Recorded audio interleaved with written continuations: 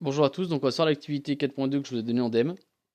Donc cette activité on va la faire ensemble parce qu'elle est clairement d'un niveau supérieur à celui du niveau quatrième. D'accord, donc en plus on a l'ajout d'un outil qui est GeoGebra sur lequel vous avez peu ou pas l'habitude de travailler. Donc ça fait quand même beaucoup de difficultés, donc c'est pour ça que je vais le faire entièrement avec vous. D'accord, mais ce que j'aimerais c'est que vous le fassiez avec moi. D'accord, tout doucement. Pourquoi? Parce que ça utilise donc les notions de translation et de rotation qu'on a déjà vues ensemble en cours. Et surtout, en fait, que le résultat que vous allez obtenir, c'est un résultat qui est vraiment sympathique. Et c'est là où on commence vraiment à faire des maths qui commencent à rendre vraiment des résultats très, très intéressants et un peu spectaculaires. Alors, déjà, on va se tirer le sujet tranquillement. La figure ci-contre représente un pavage. Il est formé d'un motif de base ou pavé qui est reproduit à l'aide de deux translations. Donc là, on voit, ça c'est notre pavé, d'accord? On appelle ça motif de base, d'accord? Donc bien retenir le vocabulaire là-dessus, donc motif de base ou pavé, qu'on reproduit ici par translation. Donc on voit, on en a un ici, hop, on a reproduit celui-là par translation. On a fait un petit déplacement sur la droite, un autre là, un autre là, un autre là, un autre là, etc. pour faire une ligne. Et une autre translation qui va vers le bas pour faire les étages inférieurs. D'accord? Ce motif, donc lui là, est lui-même constitué d'un motif élémentaire qui est reproduit par des transformations pour donner le motif de base. Alors un motif élémentaire, d'accord, c'est un motif que vous avez ici d'une couleur, d'accord, on voit qu'il est reproduit ici par transformation géométrique, qu'il est reproduit aussi ici, et qu'il est reproduit aussi ici. Donc en fait, un motif de base, donc ce pavé-là, est constitué de un, 2, 3, 4 motifs élémentaires qui sont identiques, mais simplement on a fait une transformation pour passer de l'un à l'autre. Cette transformation, on la verra un petit peu plus tard. Donc, nous, ce qu'on va faire, donc il nous demande dans un premier temps de décrire les translations dans le pavage du plan à partir du motif de base, d'accord? Donc, qui nous permet, donc la translation qui permet de passer de ce motif-là à celui-là, et de ce motif-là à celui du bas. Donc ça, si vous les trouvez, clairement, c'est très très bon, d'accord? J'attends pas du tout qu'un élève de quatrième trouve ces translations-là, c'est quand même une question qui est assez complexe. Vous verrez quand on va le faire au fur et à mesure, au moment donné, je vais stopper la vidéo. Si vous arrivez à la trouver, franchement, je vous le dis, sérieusement, chapeau. Moi, j'aurais été incapable de le faire à votre âge.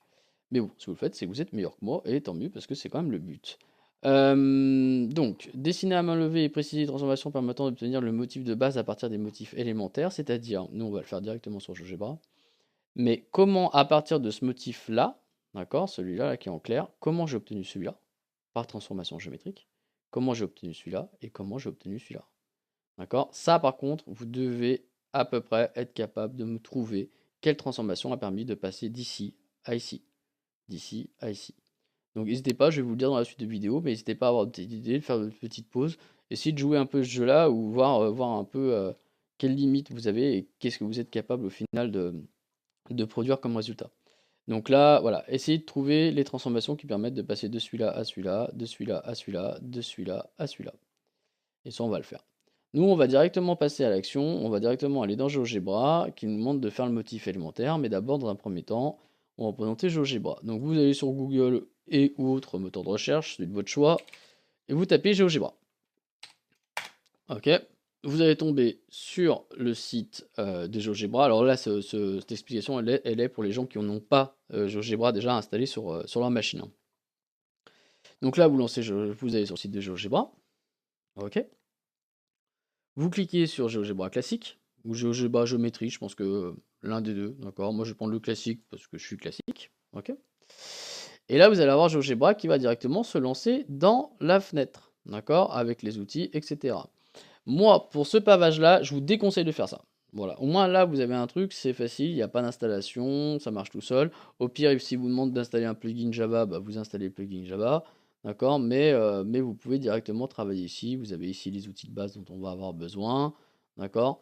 Mais le problème, c'est qu'ici, nous, on va avoir finir avec des centaines de points quand on aura fini de faire tout notre pavage. Et ce qui va se passer ici, vu que c'est une application qui est dans un navigateur, ça risque de ramer, voire de planter, d'accord, par excès de mémoire. Moi, ce que je vous conseille de faire, c'est de revenir en arrière. Après, c'est pas une obligation ce que je dis, hein. Vraiment, ça peut marcher si vous avez un bon ordinateur. Je reviens en arrière et je vais dans la section téléchargement. Hop, là, vous prenez GeoGebra 5 ou 6. Moi, je suis sur le 5, d'accord, actuellement. Je ne suis pas passé encore à la version 6, mais je pense pas que ça change énormément de choses. Enfin, j'espère. Vous choisissez votre système d'exploitation, donc Windows, Mac ou Linux. Je pense que la plupart travaillent sur Windows, quelques-uns sur Mac, peu sur Linux. Vous téléchargez, d'accord, vous installez, faisant suivant, et normalement tout se passe bien, et à la fin de votre installation, vous avez ça. Hop, vous avez GeoGebra qui se lance. Donc là, qui est l'application bureau, et avec laquelle on va travailler. Si jamais vous avez rencontré trop de problèmes, le but c'est pas de faire de l'informatique hein, sur cette activité. Si vous rencontrez trop de problèmes, d'accord, à l'installation, etc., vous lancez directement dans le navigateur. Normalement, ça devrait tourner. C'est pas le plus confortable, mais normalement, ça devrait marcher. D'accord, vous pouvez travailler aussi directement là-dedans. Vous voyez qu'ici et ici, c'est exactement la même chose. D'accord? Alors moi, je vais travailler avec mon GeoGebra local. Parce que rien qu'avec déjà l'enregistrement de la vidéo, j'ai déjà une perte de performance. Alors on y va. Hop, on va faire ça. Yop. Et on y va. Attendez, j'ai juste abaissé pour que vous ayez les icônes. Oh là. Hop, super. Et toi, on te ferme. Hop. Allez, vous avez tout comme ça. Super. Donc, on y va. Donc on va représenter, donc on va se faire tranquillement petit à petit. Je vais pas vous présenter GeoGebra de A à Z, sinon ça va être un peu longuet. On va faire et puis on présente ça au fur et à mesure. Donc, on doit recréer ce motif élémentaire en suivant les indications qui sont ici. D'accord? Donc c'est un polygone A, B, C, D, E.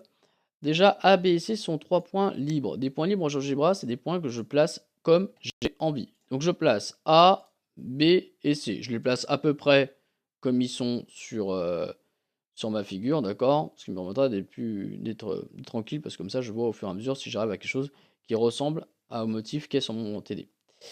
Ce que je vais faire, c'est pour augmenter la lisibilité, je vais faire un clic droit, d'accord, n'importe où, hop, et je vais enlever les axes en cliquant sur axe et la grille. Comme ça, je travaille avec une feuille blanche, ce qui va sacrément augmenter ma visibilité et ma lisibilité. Ensuite, et alors là, on va se concentrer un petit brin et on va se rappeler de la géométrie d'antan, quand vous étiez en 6e et en 5e.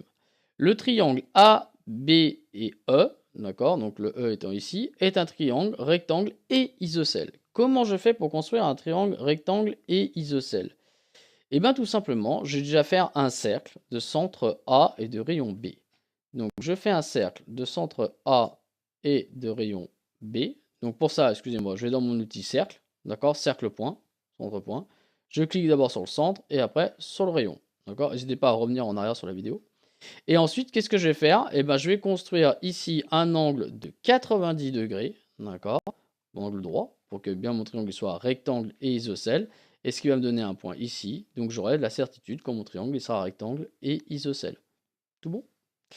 Donc pour ça, je vais dans mes outils angle. Je vais faire angle avec mesure donnée. Ok. Je clique d'abord sur B, puis sur A. Je suis en sens anti-horaire. Je mets un angle de 90 degrés. Hop, et j'obtiens un point B'. Mon point B', je vais le renommer, je vais l'appeler E. Donc je vais dans clic droit dessus, renommer, et E. Ok. Alors maintenant, je vais effacer au fur et à mesure mes traits de construction. Le cercle, j'en ai pas besoin, donc j'ai fait, en fait, si vous voulez un truc simple, d'accord, le cercle, là, c'est un conique. Un conique, c'est un cercle particulier. Enfin, un cercle, c'est un conique particulier, pardon. Donc je clique dessus, hop, pour l'effacer. Mon angle, je vais l'effacer aussi, qui est de 80 degrés. Hop, je vais garder exclusivement mes points A, B et E. Il me reste maintenant le point D. Le point D, pareil, d'accord. Le triangle BCD est un rectangle isocèle en C. Donc pareil, ce que je vais faire, c'est que je vais faire un cercle de centre C et de rayon B. Ici, je vais me faire un angle de 90 degrés, d'accord. C'est parti. Cette fois, je vais tourner dans ce sens-là. Donc je vais tourner dans le sens horaire et de 80 degrés. Hop. Et là, je vais renommer tout de suite mon point et je vais l'appeler D. Renommer D. Alors, attendez, on va aller. Hop.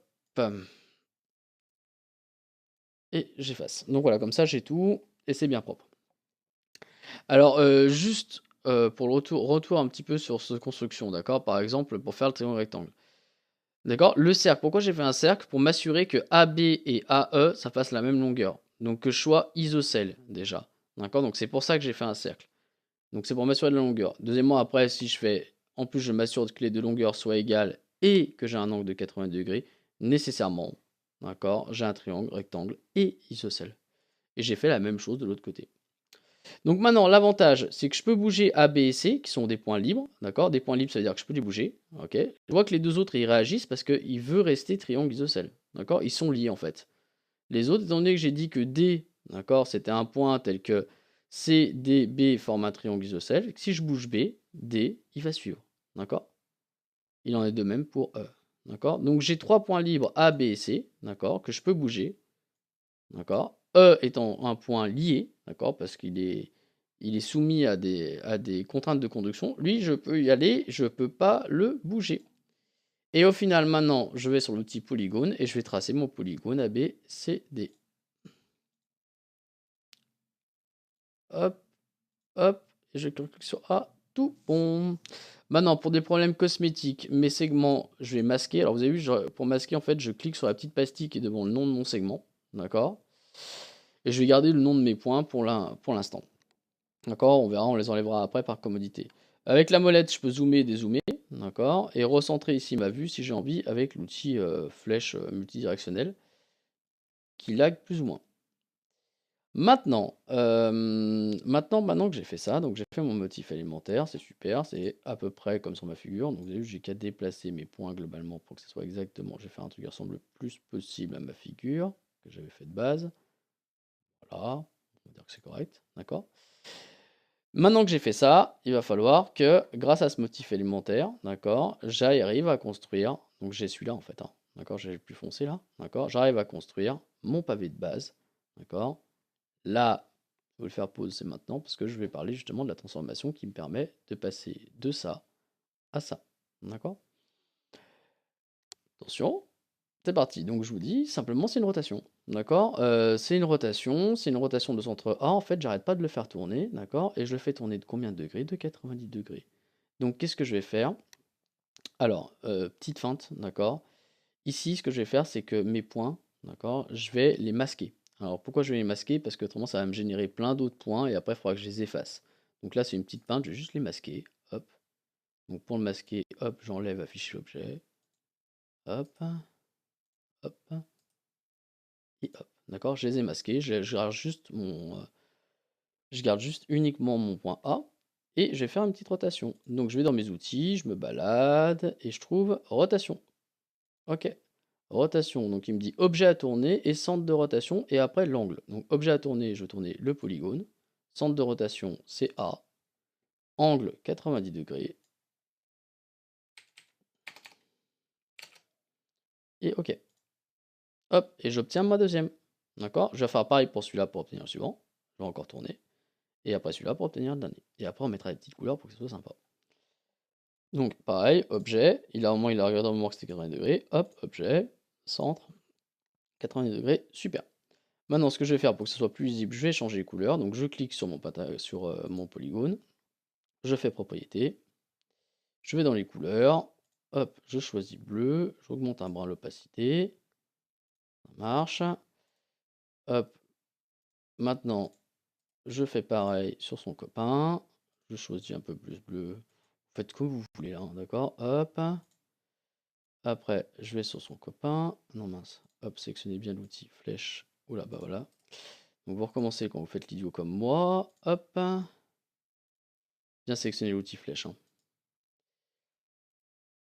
Hop. Hop.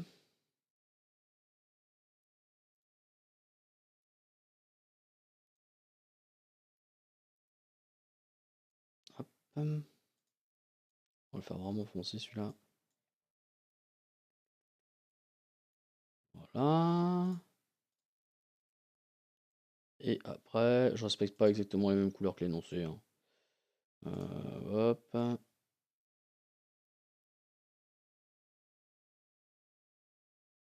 Vraiment clair celui-là. Hop, voilà, super. Hop. Et voilà. D'accord, donc là j'ai ma forme de base. Ce que je vais faire maintenant, c'est que je vais faire réapparaître le point B et le point C. Hop. Et comme ça, voilà, j'arrive finalement à mon motif de base. D'accord? Donc là, c'est nickel. Là, c'est nickel, nickel, il n'y a rien à dire.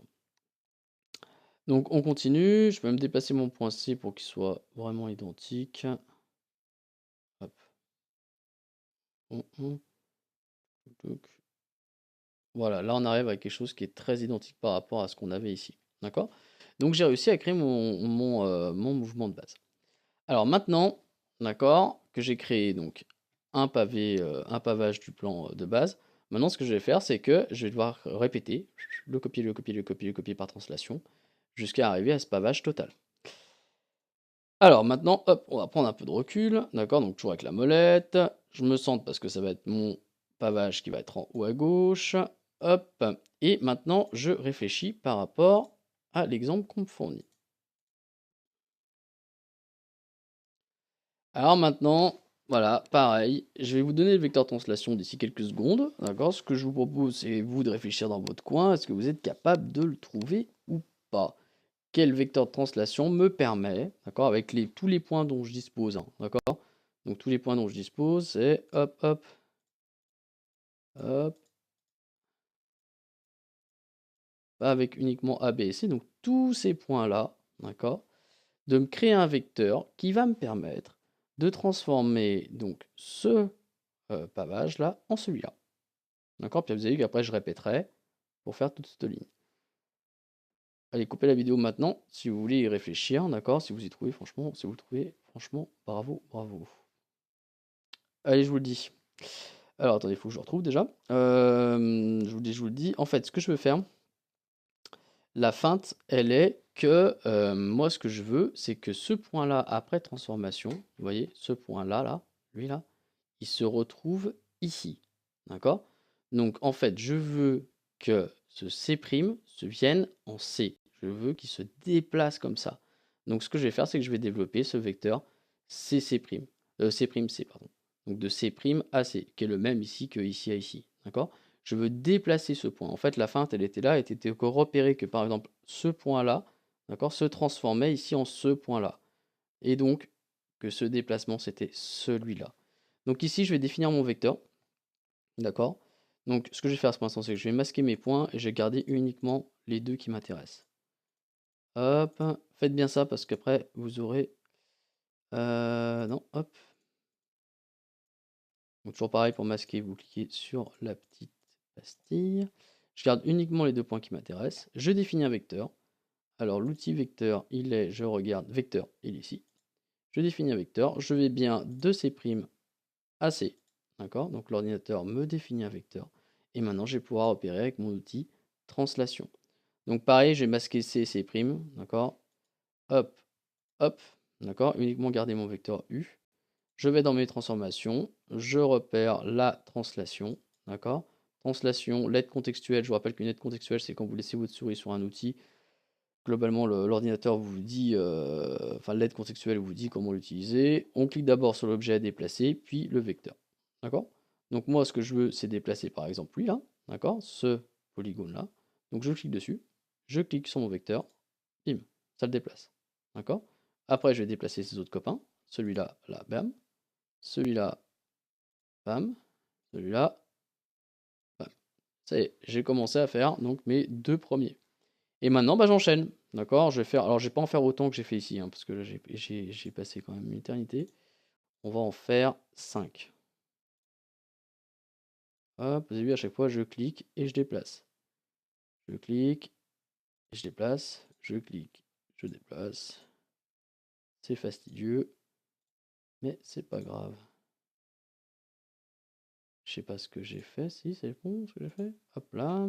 Non, il y a un truc qui va pas. J'en ai fait deux là. Donc quand on a fait deux, hop, t'effaces. Hop, tu cliques, tu déplaces, tu cliques, tu déplaces, tu cliques, tu déplaces, tu cliques, tu déplaces. Hop, 1, 2, 3, 4, 5. Allez, 5, ça va être bon. D'accord? Maintenant, il faut qu'on arrive à descendre. D'accord? Alors pour descendre, bah écoutez, même combat, hein, d'accord? Ce que je veux globalement, c'est que ce point-là, ici, là, il arrive ici. D'accord? Ce point-là, il arrive ici.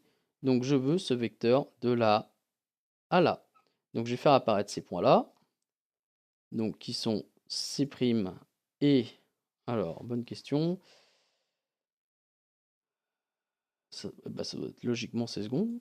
Voilà, 16 secondes. Donc, pareil, je fais mon vecteur, tranquillement. Si vous laissez, alors, il y a un petit point d'accord sur ce jeu de bras, si vous voulez faire apparaître tous les points qui sont cachés, vous faites afficher caché objet. Oula, et là il y a tout qui apparaît, donc vous avez juste à cliquer ici, d'accord, si jamais vous le cherchez. Ok, petite feinte, ça va être pas mal. Donc là vous voyez déjà qu'il y a beaucoup d'objets, hein, d'accord. Donc je refais mon petit vecteur. Pop, pop, pop, c'est là. Hop, je choisis mon outil vecteur, je passe de C, oula, je passe de C à C', d'accord. Il y a un problème. Qu'est-ce que j'ai fait? Ah mince, j'ai choisi le mauvais outil. Excusez-moi, vecteur. Là, il est dans les fraises là. Hop. C'est bon là? Ok, donc il a fait un vecteur V1, super. Pareil, je vais masquer mes points. Hop, hop. D'accord. Et maintenant, je vais faire descendre. Et c'est parti, toujours par une translation. Sauf que je vais faire la translation de vecteur V1. Hop, hop, tu descends. Hop, et raté. Donc quand j'ai cliqué à côté là, d'accord, ça va m'arriver beaucoup de fois. Là, il fait n'importe quoi. Donc vous effacez, ou simplement si vous voulez revenir en arrière, vous faites ça. D'accord? Ok, hop, je reviens en arrière. Ça va m'arriver énormément de faire des misclics, hein, d'accord? Vous aussi, vous paniquez pas, vous revenez en arrière avec les flèches qui sont là, tranquillement. Hop, hop, hop, hop, hop, hop. D'accord? Je vais descendre encore, je vais faire quelques étages. Hop, hop, hop, hop, hop, hop, hop, hop. Alors, si vous êtes hyper courageux, bien plus courageux que moi, vous ferez un pavage plus grand. Mais là, pour l'instant, nous, on va faire un pavage.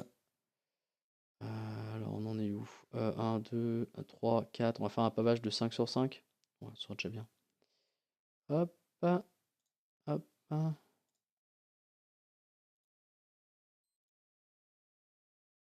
hop, hop. Ensuite, qu'est-ce que je vais faire? D'accord, bah lui, je vais faire la même misère qu'à lui, c'est-à-dire que je vais le déplacer, avec toujours pareil avec le vecteur U là, je vais déplacer sur toute cette ligne, je vais construire cette ligne là. Pareil pour cette ligne là, pareil pour cette ligne là, pareil pour cette ligne là. Je vais vous mettre ça en accéléré, hein, parce que autrement, ça va être juste l'enfer. A tout de suite.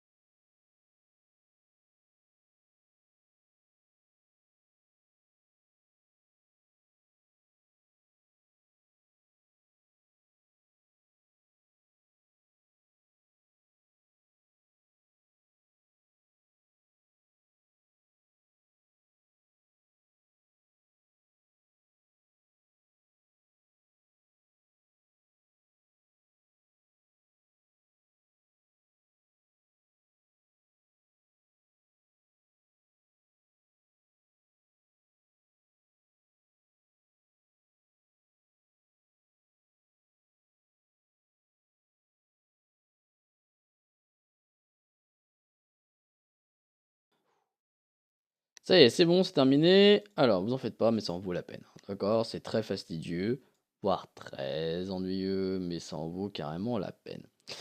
Alors, on y est, d'accord. Ce qu'on va faire, c'est qu'on va masquer U et V, d'accord. Donc on va faire afficher l'objet, hop, sur U et sur V. Si votre ordinateur lag, c'est un peu normal. U et V, on va faire réapparaître les points A, B et C. Donc hop, là vous allez pentagone, on ferme, point A, après B, hop, et C. Voilà. Et là je vais vous laisser un peu faire, d'accord, tout seul, si vous êtes arrivé à faire bien comme il faut. Vous allez voir, cette forme elle est assez magique en mathématiques, d'accord, c'est qu'elle permet de paver les blancs, mais elle permet aussi de paver le plan tout en étant déformé. Ce que je vous propose, et faites-le tout seul, d'accord. Vous arrêtez la vidéo là, d'accord. C'est mieux que si vous voyez mon écran et vous bougez simplement B, d'accord. Vous bougez simplement B et vous allez voir ce que ça fait. C'est quand même plutôt sympa. Faites-le par vous-même parce que vraiment ça vaut le coup de le découvrir ça tout seul. Allez, coupez là la vidéo et puis vous la reprenez une fois que vous l'avez fait. Donc, simplement quand on bouge B en fait, d'accord, ça nous déforme notre forme donc de motif élémentaire, mais ça reste quand même une forme de pavage. D'accord? Donc là, c'est vraiment assez génial, c'est au niveau mathématique. Donc vous avez ici une forme qui a un motif élémentaire de pavage. Et suivant les couleurs que vous avez choisies, ça pave toujours le plan. Donc là, on commence à faire des maths qui sont proches de l'artistique. D'accord? Et en fait, c'est ça, vous avez réussi à le faire uniquement. Donc là, hop, vous avez plein de formes de pavage qui sont différentes, hein, suivant comme vous bougez B. Moi, ça lag énormément. Mais si vous avez un meilleur ordinateur que moi, vous pouvez arriver à faire un damier, vous pouvez arriver à faire quelque chose un peu spécial, d'accord? C'est toutes les formes qui sont possibles de faire avec globalement un carrelage en fait, hein, d'accord? Donc voilà. Après A et C, donc A et C en fait servent uniquement à dimensionner ou à orienter le pavage. C, si vous le tournez, hop, il vous permet de déplacer le pavage, vous voyez, comme ça, latéralement. Il ne fait pas changer la forme de pavage réellement. Ou il fait agrandir ou diminuer. Il en est de même pour A. D'accord? Le seul point qui est capable uniquement de faire changer la forme donc, du motif élémentaire et donc la forme du pavage, c'est le point B. D'accord? Vous pouvez essayer plein de variantes. D'accord? Ça pavera toujours le plan. Ok? Voilà. Et donc là, vous commencez à faire des maths qui sont quand même plutôt sympathiques et d'un plutôt bon niveau. D'accord? Et c'est à ça que ça sert. Alors, normalement, on fait faire ça à un ordinateur, hein. Donc là, c'était un peu fastidieux sous GeoGebra. Hop. Mais quand vous apprendrez à programmer, ce que je vous engage à faire, eh ben, vous pourrez faire ça en codage et ce sera quand même nettement moins fastidieux.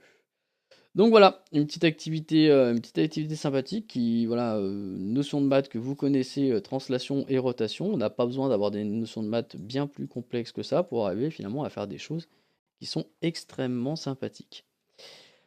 Donc j'espère que ça vous a plu. Et puis j'essaierai de vous en trouver un peu des autres, des DM, comme ça j'espère que vous n'avez pas trop galéré avec GeoGebra, d'accord? Alors vous gardez toujours votre calme avec GeoGebra, quand vous n'arrivez pas, vous faites annuler, d'accord? Simplement, et ça n'a pas besoin de cliquer partout. Voilà, donc gardez son calme avec ce type de programme, d'accord? À bientôt!